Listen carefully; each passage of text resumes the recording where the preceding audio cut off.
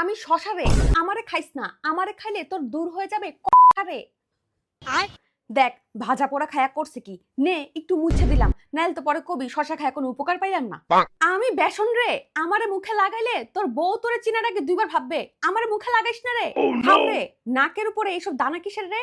কিরে ঠোঁট এমন শুকনো কাগজের মতো কে রে?